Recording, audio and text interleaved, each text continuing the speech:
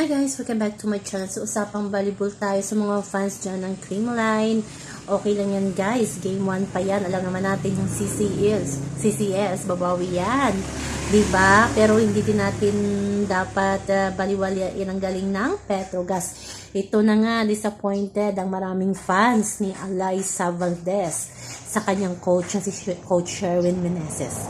Kasi nga, ibinangko daw si Alyssa nung 5th set, yung crucial game. Alam naman natin na queen of crucial game itong si Alyssa Valdez. So, marami ang katanungan, bakit daw ibinangko at hindi na pinaglaro itong si Alyssa noong 5th set. Kaya natalo daw ang Creamline kasi nga, ibinangko daw ni Coach Sherwin itong si Alyssa Valdez.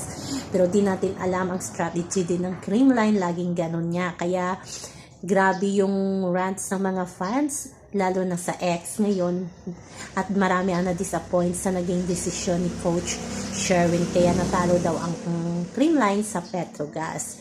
Pero maganda ang game ng Creamline kahapon kasi nakaabot sila hanggang 5th, diba?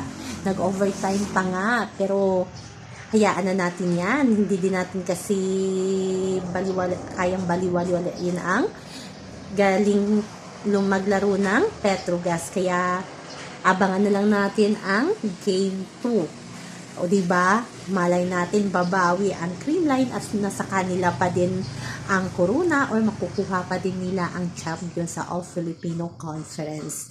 Kasi yung pinakamatinding kalaban naman na talaga nila ay ang Petrogas. Alam naman natin yan, nandyan si Myla Pablo, si Von Sical, diba, si Brooke. So, talagang alam na nila ang laro ni Alyssa Valdez. Kaya sa mga na-disappoint, isa din ako, diba? Siyempre, Creamline ako. Gusto ko lagi panalo yung Creamline, pero ganun talaga ang laro. May talo, may panalo. Sabi nga nila, parang hindi na yung taon ng Rebisco. Kasi yung Chocomocho daw talo, yung Priscos daw talo, at Creamline daw game 1 talo. Pero, may game 2 pa, diba guys? So, abangan na lang natin ang game 2 at alam natin na babalik na stronger ang Team Creamline. Hindi tayo madi-disappoint sa kanila.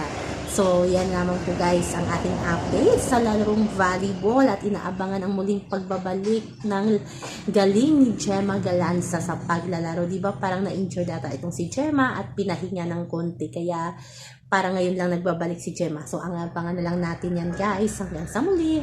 Please like, share, and subscribe my channel para ma-update kayo sa mga bago kong upload. Also remember, huwag po tayong magpa-stress. Bye-bye!